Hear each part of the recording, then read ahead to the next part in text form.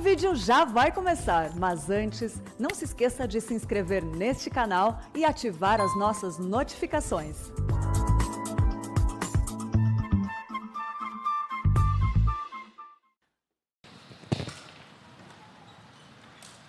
Irmãos queridos, nós vamos abrir a palavra de Deus, a carta de Paulo aos Efésios, capítulo 3, versos 14 a 21.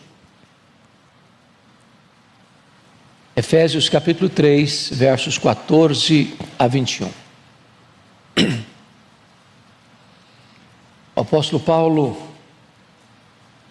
escreve, e ao escrever ele relata a sua própria oração, quando diz assim: por esta causa me ponho de joelhos diante do Pai, de quem toma o nome toda a família, tanto no céu como sobre a terra, para que segundo a riqueza da sua glória vos conceda que sejais fortalecidos com poder, mediante o seu Espírito no homem interior, e assim habite Cristo no vosso coração pela fé, estando vós arraigados e alicerçados em amor, a fim de poderdes compreender com todos os santos qual é a largura e o comprimento e a altura e a profundidade, e conhecer o amor de Cristo que excede todo o entendimento, para que sejais tomados de toda a plenitude de Deus.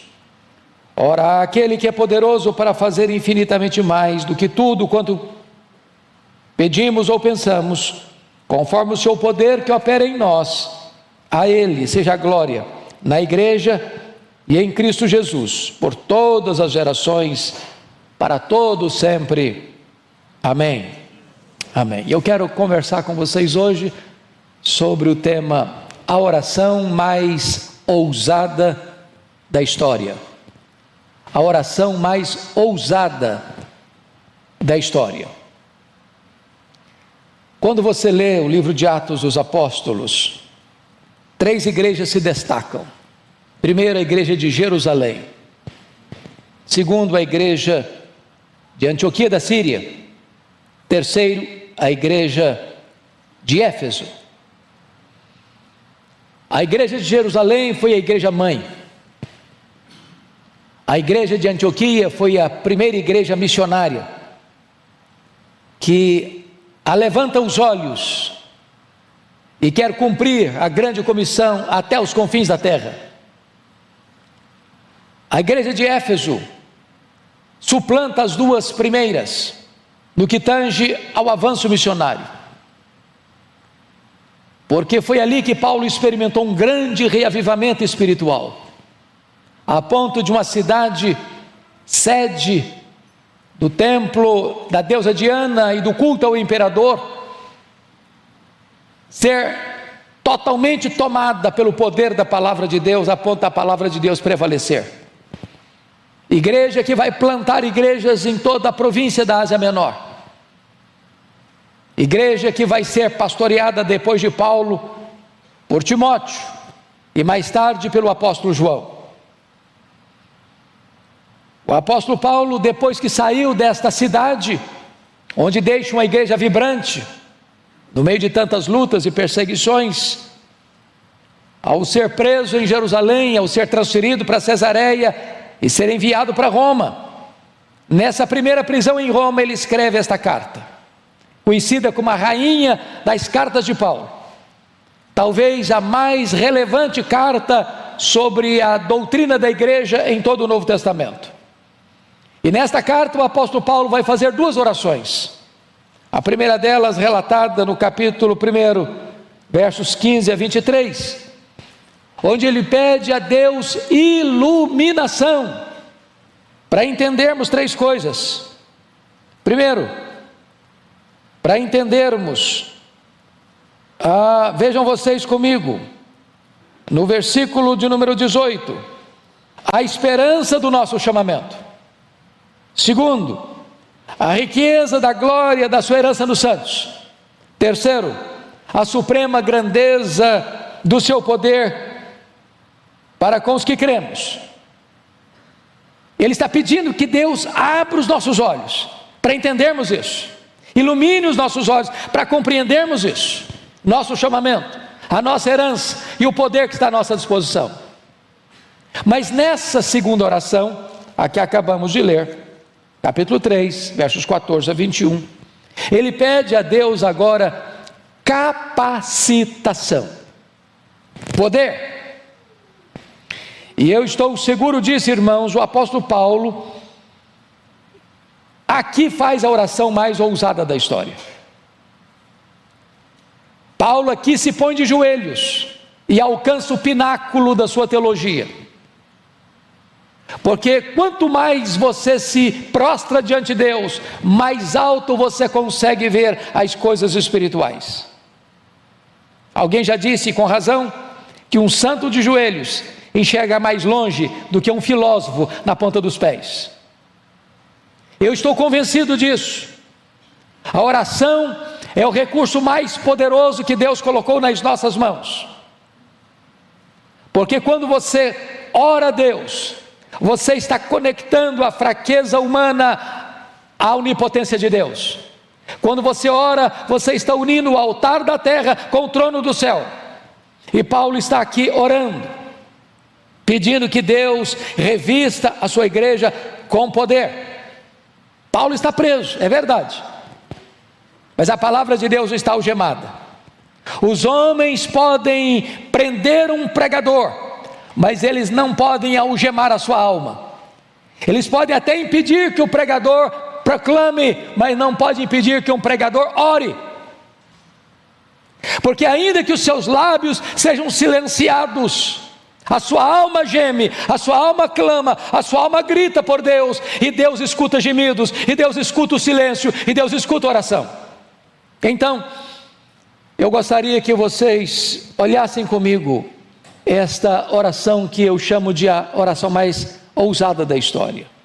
É curioso que Paulo, mesmo preso, mesmo algemado em Roma, nesta oração, ele não faz nenhum pedido de coisas terrenas, materiais, circunstanciais.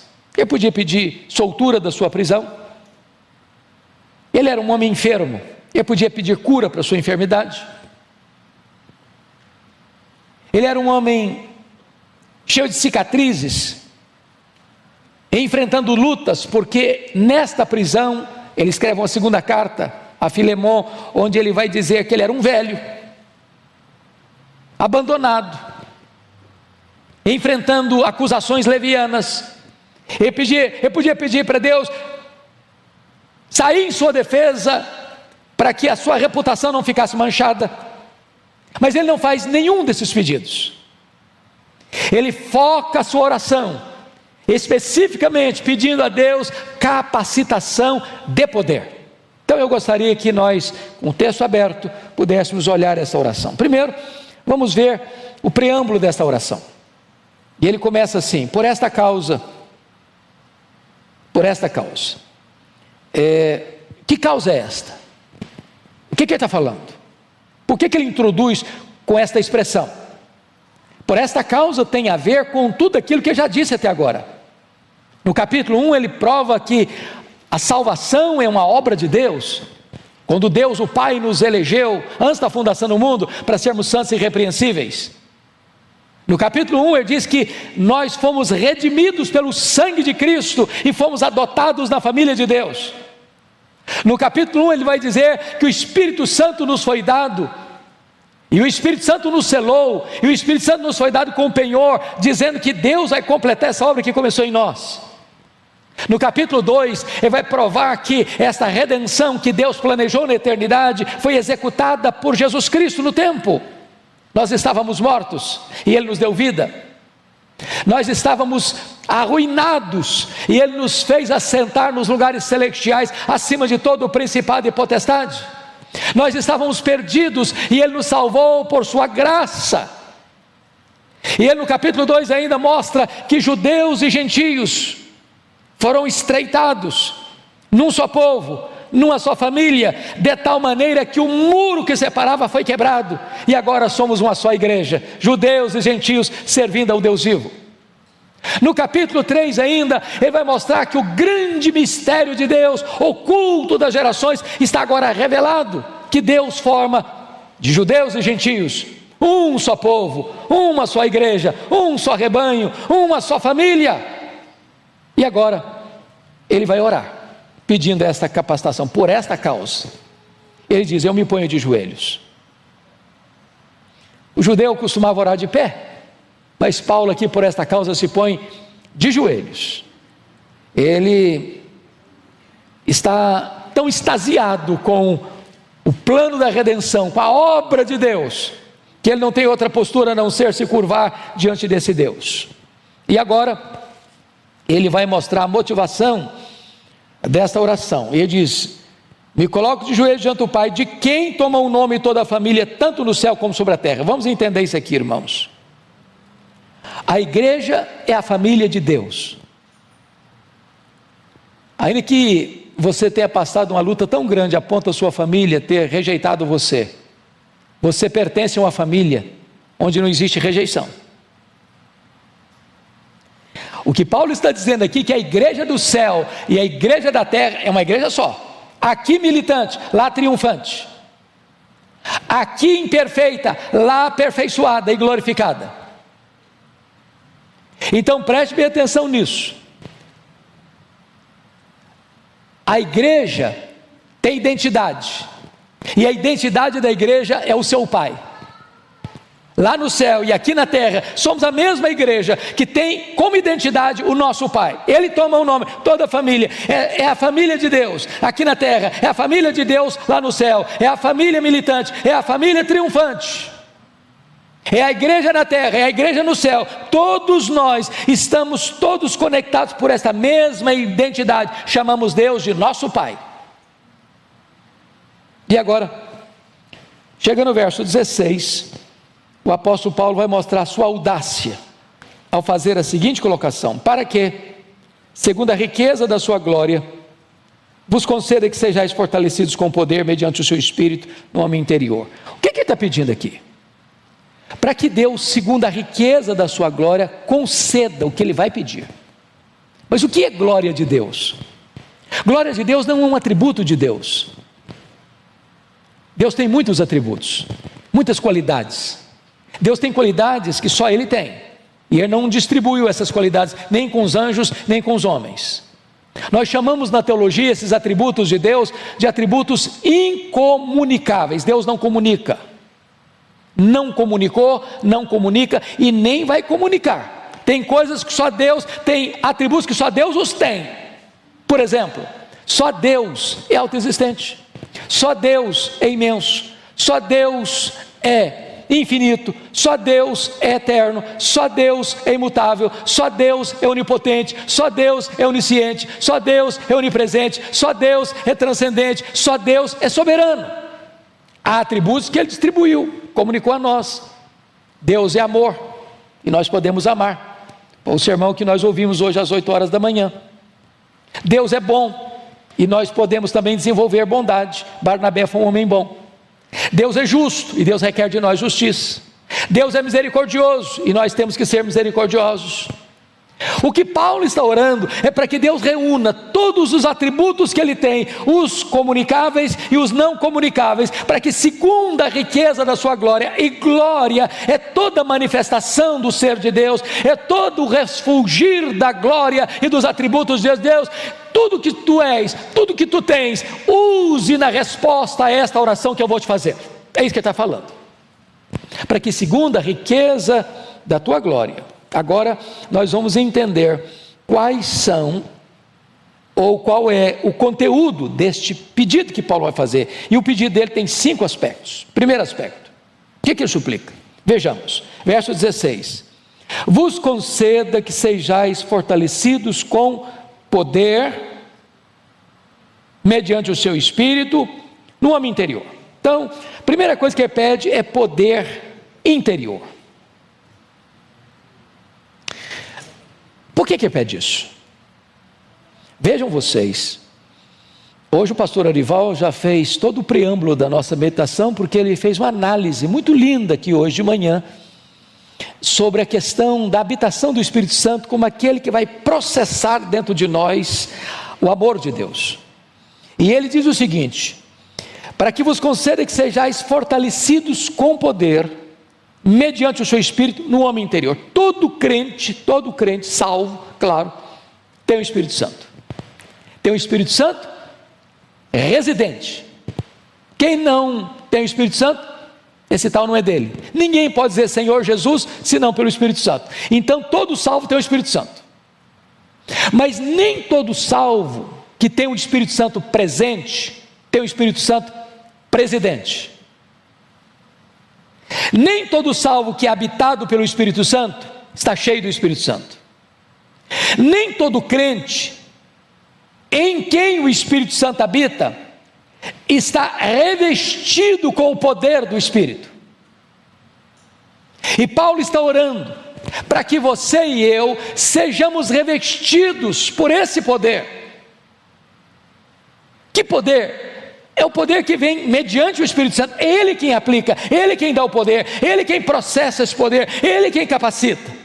Mas onde? No homem interior. No homem interior. No homem interior. E se você parar para perceber, a vida cristã é uma vida de poder. O Espírito Santo veio trazer poder. O reino de Deus é poder. A palavra de Deus é poderosa. O Espírito Santo veio para trazer poder. Em outras palavras, o projeto de Deus é que um crente não seja fraco, vivendo uma vida medíocre, rasa, pobre, infrutífera, insossa.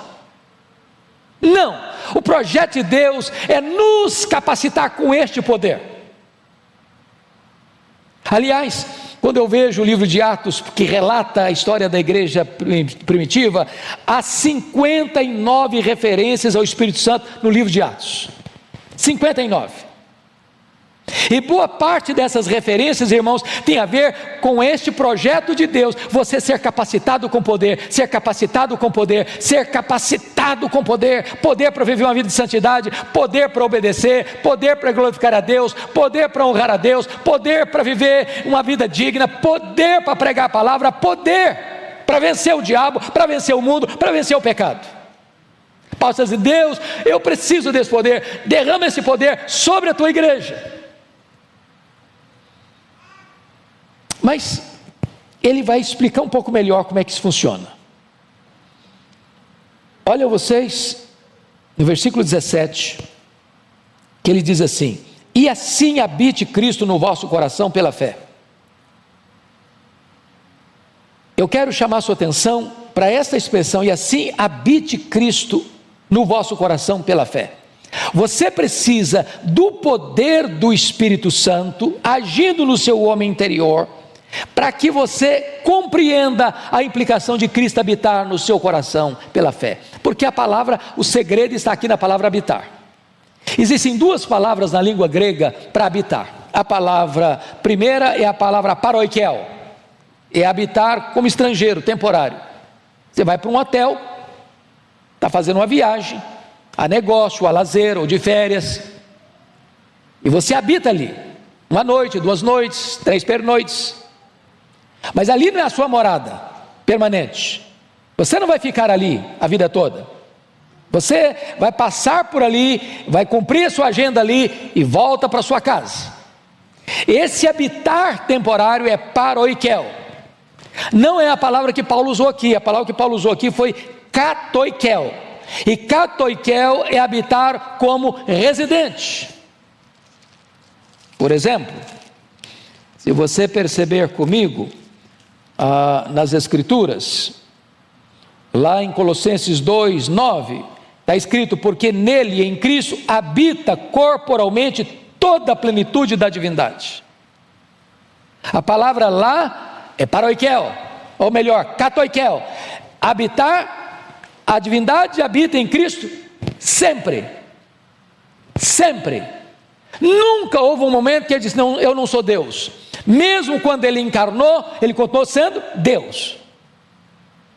Ele não deixou de lado a divindade quando se encarnou, e ele não deixou a humanidade quando ele voltou para o céu como Deus. A ideia aqui, irmãos, é esta: Cristo habita no seu coração como um viajante que fica num hotel, ou como um morador permanente. Quando você habita como dono da casa, você limpa a casa, você reforma a casa, você muda os móveis da casa, você faz como Neemias, pega os móveis de Tobias e joga fora.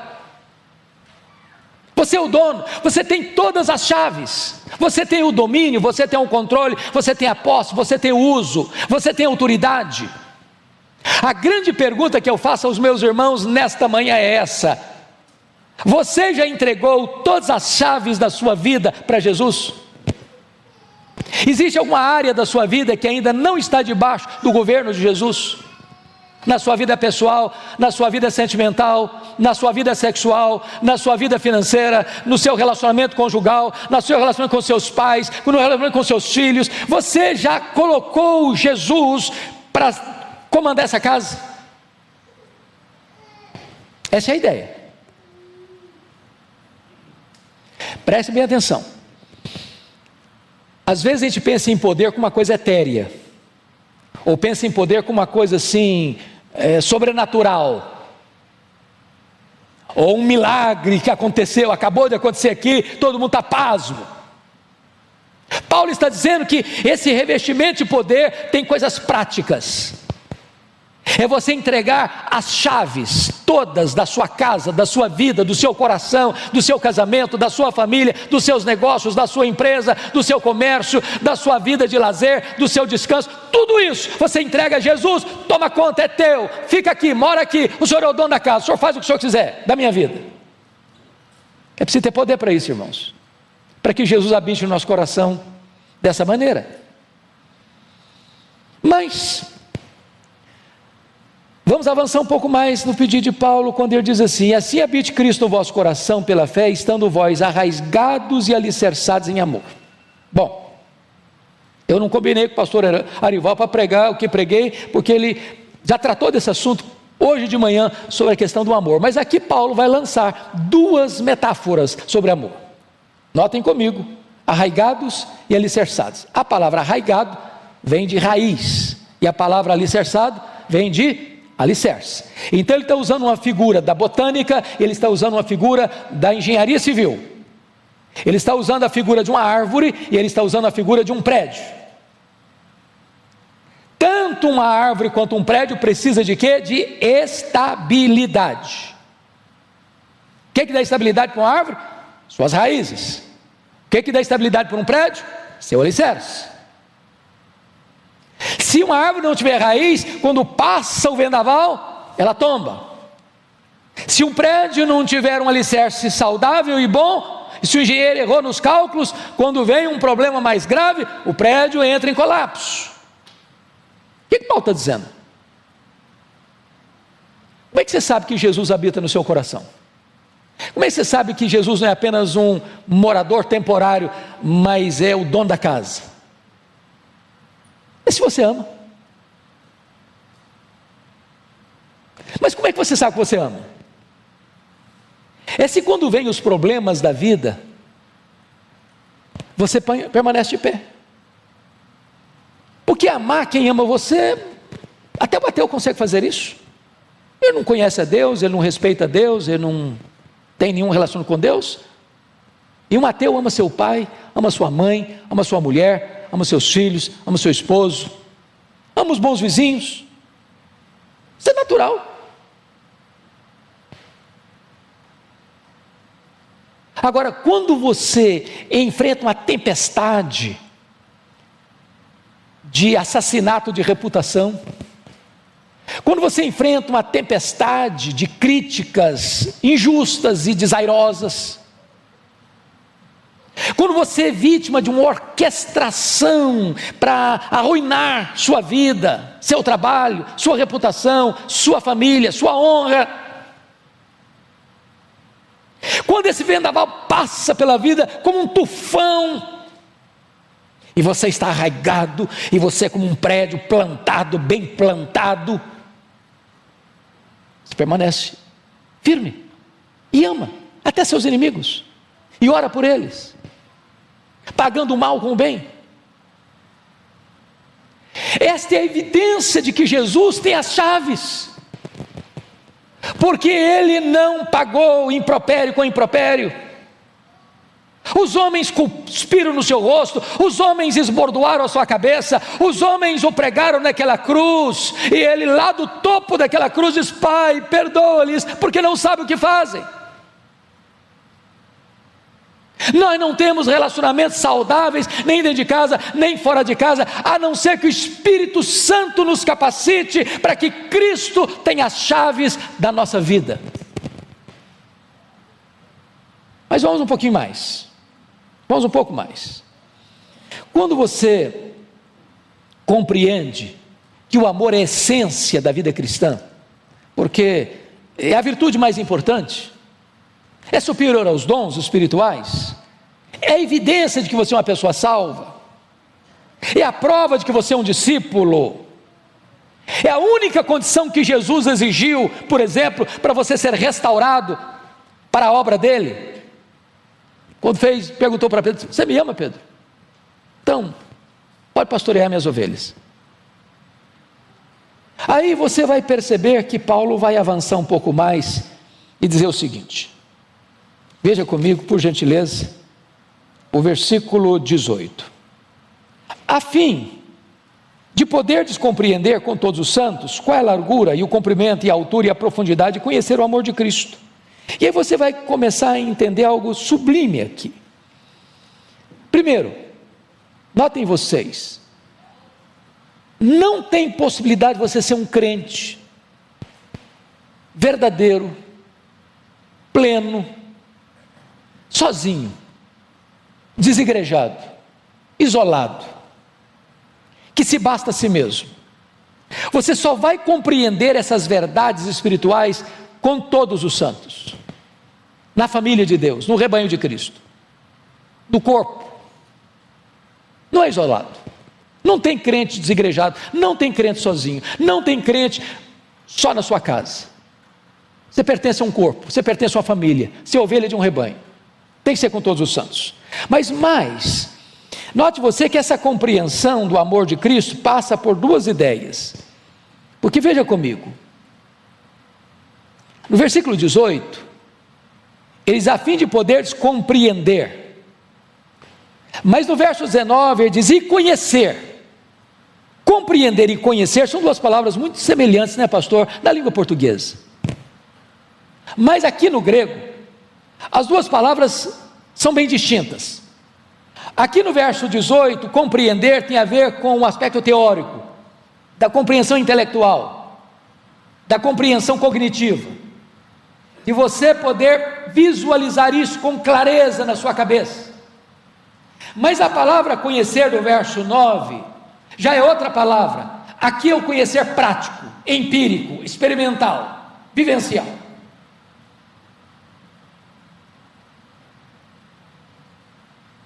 Você não conhece o amor de Cristo porque você lê um livro fenomenal, que tem todos os conceitos de que o amor de Cristo, entendi. Aí eu compreender, do verso 18. Mas esse conhecer o amor de Cristo, é algo que é aqui dentro, é da sua experiência, é aquela doçura que invade o seu coração, é aquele deleite que você encontra nele, é aquele prazer que você tem em estar na presença dele, é aquela relação de dois amigos que não querem separar-se um do outro. Você quer a presença dele, você anseia por ele, você o deseja mais do que ouro e do que prata, você quer estar na presença dele, conhecer ele mais e mais, e mais e mais, e mais e mais, e quanto mais você caminha com ele, como Enoque, mais você quer caminhar. Você e eu precisamos de poder, amados, para compreendermos o amor de Cristo. Como Paulo chegou a dizer, o amor de Cristo me constrange. Eu não sei quanto a vocês, eu tenho um gosto imenso de ler Mark Lloyd Jones, talvez foi o pastor mais influente do século XX, e aquele homem conseguiu alcançar para mim as profundezas da graça de Deus ao expor as Escrituras. E ele disse o seguinte: se você entende, se você medita, se você compreende, se você conhece as profundezas do amor de Cristo por você, que sendo Deus não julgou como usurpação ser igual a Deus, ele a si mesmo se esvaziou, ele mesmo assumiu a forma de servo, ele voluntariamente vai para a cruz, depois de ser cuspido, esbordoado, ele voluntariamente vai para o cadafalso da ira de Deus, que devia cair sobre nós, e sorve gota a gota aquele cálice amargo da ira de Deus no nosso lugar. Se você entende a cruz, se você compreende a cruz, e você não se emociona, você não entendeu a cruz. Se isso não mexe com você, se isso não toca você, se isso não mexe com as suas entranhas, se isso não constrange você, você não entendeu o que Ele fez por você. Ele está orando para Deus dar essa capacitação para a igreja.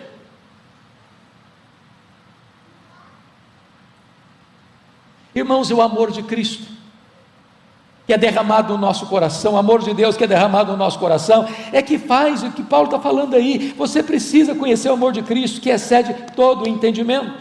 Só assim você vai entender a largura do amor de Deus, o comprimento do amor de Deus, a altura do amor de Deus, a profundidade do amor de Deus, os limites do amor de Deus, que abrange todos os homens, que abrange todos os tempos, que abrange o homem mais rico e o homem mais pobre, e que atinge o homem mais vil, jogado lá na sarjeta do pecado, e Deus o ama. Você e eu precisamos compreender isso. Mas agora, eu acho que Paulo chega ao pináculo, ao apogeu, quando no verso 19 ele pede o seguinte: e conhecer o amor de Cristo, que excede todo entendimento, para que sejais tomados de toda a plenitude de Deus. Eu acho que não tem jeito de pedir mais, tem? Bom, não tem mais jeito. O que Paulo está pedindo aqui, irmãos, é incompreensível para a nossa mente humana, porque ele não pede para que você seja tomado de Deus, ele não pede para que você seja tomado da plenitude de Deus, ele pede para que você seja tomado de toda a plenitude de Deus. Bom, voltando um pouquinho, quem é Deus? Pense nos atributos de Deus, da sua infinitude, da sua imensidão, da sua eternidade, da sua imutabilidade, da sua autoexistência, da sua onipotência, onipresença, onisciência, transcendência. Esse é um termo que às vezes nós não lidamos tanto. Transcendência, o que significa isso?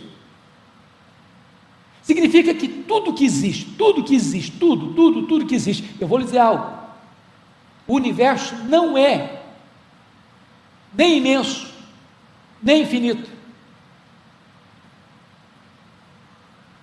Imensidão e infinitude são atributos exclusivos de Deus.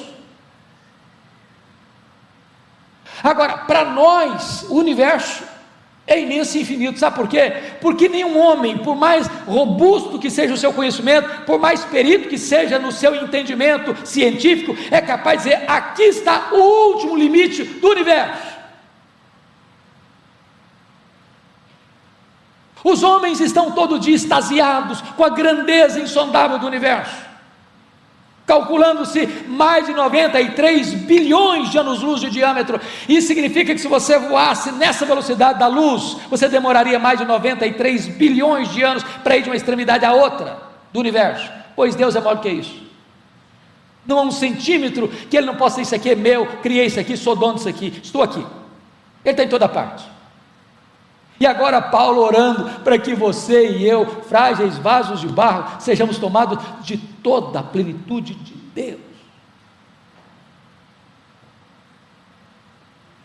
Sabe qual é o problema que você e eu temos? É que nós somos tentados, ou levados, ou induzidos a pensar que tudo o que Deus pode e quer fazer na nossa vida é o que nós conhecemos, já experimentamos. Irmãos, nós só estamos arranhando a superfície. Deus tem mais, Deus tem infinitamente mais para nós. Eu não sei se você tem esse hábito de ler a história dos heróis da fé. Parece-nos que quando você lê sobre a vida dos homens mais piedosos, foram os homens que mais choraram pelos seus pecados, pelas suas limitações. Estava lendo o pastor Ival a semana passada, um pouco do diário de David Brainerd. Foi um dos homens mais piedosos do século XVIII, e há um dia ali que ele diz assim: oh meu Deus, tem misericórdia de mim, eu não suporto a vileza do meu coração. Quanto mais você conhece a Deus, mais você sabe que você tem muito mais para conhecer. Paulo está orando para que você e eu sejamos tomados de toda a plenitude de Deus, como se cada poro do nosso corpo, ou cada poro da nossa alma, exalasse Deus. Aí você pode dizer: bom, Paulo, mas eu acho que você estava velho, estava doente, preso. De repente você estava delirando um pouco, você foi um pouco exagerado, você foi hiperbólico demais. Aí ele diz no verso 20 algo espantoso, depois de fazer a oração mais audaciosa da história: ora, aquele que é poderoso para fazer não mais, não muito mais, mas infinitamente mais. Aí eu já não estou entendendo, confesso a vocês, porque eu não sei o que é infinitamente mais daquilo que é o mais exagerado possível. Eu não sei. Eu não sei se Deus atender o pedido do verso 19, eu ser tomado, você ser tomado de toda a plenitude de Deus, se pode acontecer mais alguma coisa ainda, se dá para esticar um pouco mais ainda. O que Paulo está dizendo é que não há limitação em Deus. Não há. Se você pensa que você foi ao máximo, ainda tem mais terreno a conquistar, tem mais para ir, e tem mais para dar.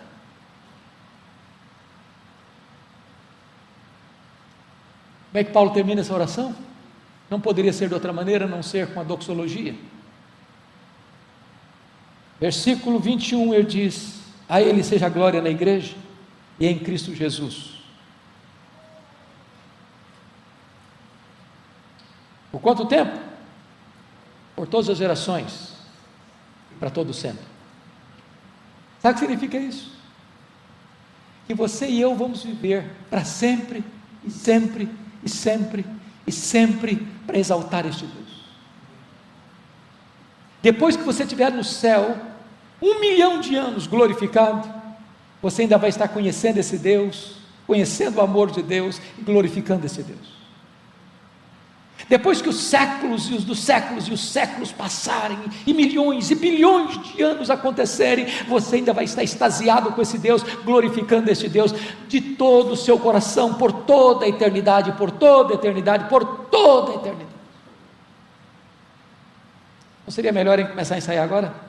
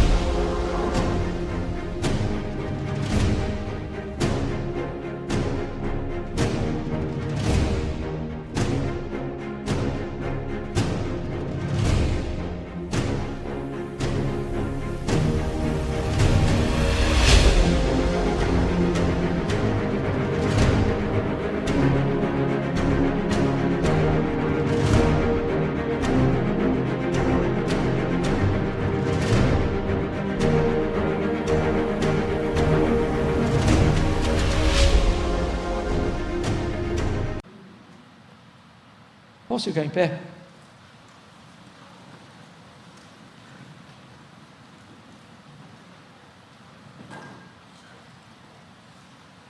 Esta glória vem sobre o corpo, esta glória vem sobre a cabeça, esta glória vem no tempo, esta glória vem na eternidade. Esta é a glória que Deus quer derramar sobre nós, para vivermos esta vida maiúscula e superlativa. Senhor Deus, por amor do Teu nome, Volta o teu rosto para nós, esta hora. Nós não queremos viver uma vida rasa, supérflua, epidérmica, medíocre, rasa. Oh meu Deus, Tu tens tanto para nós. Não permita que vivamos na escassez, vivendo como mendigos espirituais, se os banquetes da graça estão fartos.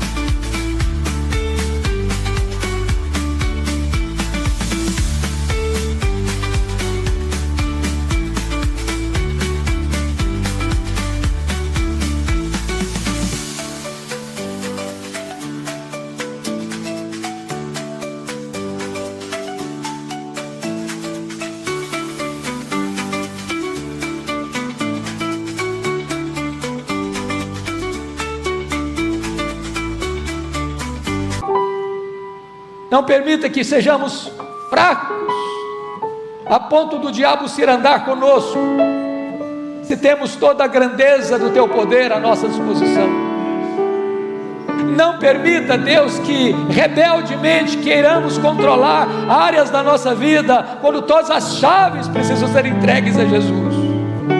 Oh meu Deus, por amor do Teu nome, assiste-nos, fortaleça-nos, revigora-nos, capacita-nos a viver esta vida vitoriosa em Cristo Jesus, para a Tua glória e louvor, em nome de Jesus, amém.